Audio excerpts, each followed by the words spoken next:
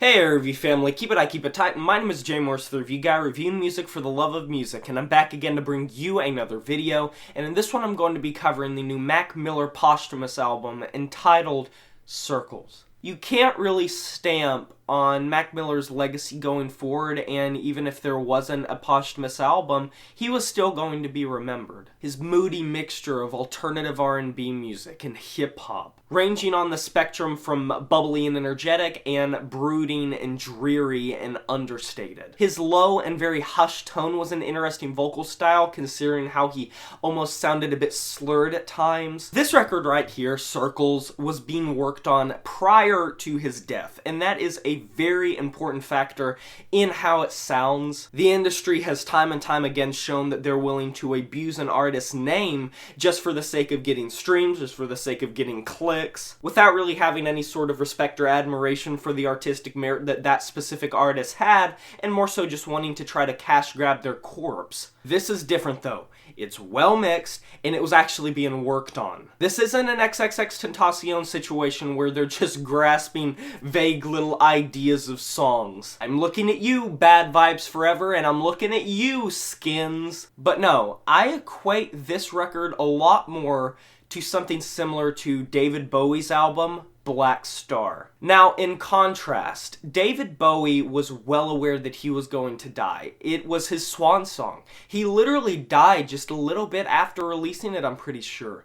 And he was looking death right in the face with grace, without that much fear, but with just solace. It was a powerful, if not haunting, listen just for the sake of how David Bowie was so head-on tackling this topic of mortality, his own mortality, his fame, his legacy. And I would say that Mac Miller probably knew that his ticket was about to be punched too. We have a way of knowing. Humans have a mechanism of knowing when our time is coming, when our end is nigh. That existential dread, that feeling of finality, yearning for peace, yearning for that sort of escape, and that's why, unfortunately, so many people do turn to suicide as an option. Not because they're weak, not because they want to, but because they feel like it's the only way that they're going to be able to escape whatever pain that they've constantly been in. And there are so many references on this album to death, to depression, to even some vague suicidal references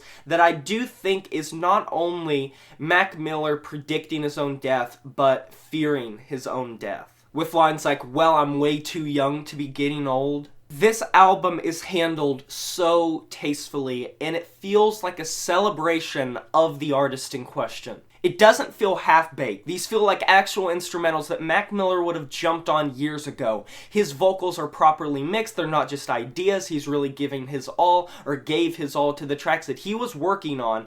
And this really is a good posthumous album, and that's so rare to say nowadays. And I attribute a lot of that to Jon Brion stepping on and finishing the mixing, so tip of the hat to you. While I would enjoy sitting here and being completely impartial with the messaging and with the fact that he's no longer with us, I wholeheartedly believe it's impossible to ignore. But with that being said, I do believe this is actually one of Mac Miller's best records. And not only is it a celebration, like I said, it just feels like it properly captures everything that made him a unique artist. I won't say that the production or the beats are so over the top, but they work. God, do they work. Just like on the first track, Circles, it's so minimalistic. His vocals take the front stage. And with how powerful the lyricism on this track is, I think that is super fitting. Or on the next track, Complicated, which is this funky and jazzy R&B piece. I just love how Mac Miller simultaneously sounds like he is utterly and completely apathetic,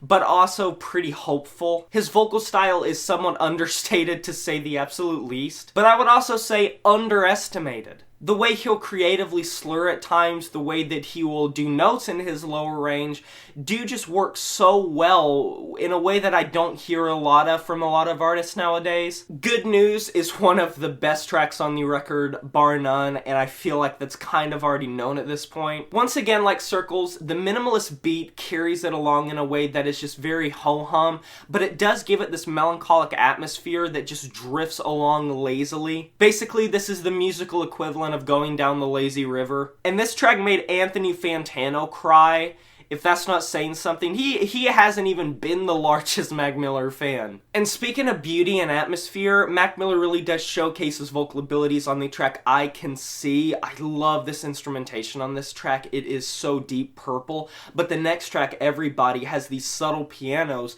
The musical palette is fairly diverse on this record from an instrumental point of view and sounds good and fits what he is doing on each individual track, fits the topic of each individual track, and matches the tempo of his own vocals. It's hard for me to find too much to really complain about when it comes to this record.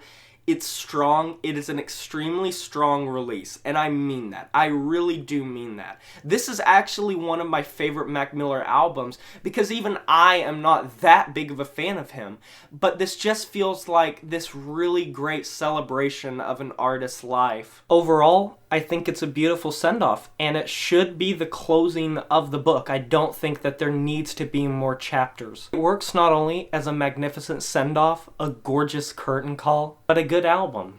A good album. I'm going to be giving this album an 8 out of 10.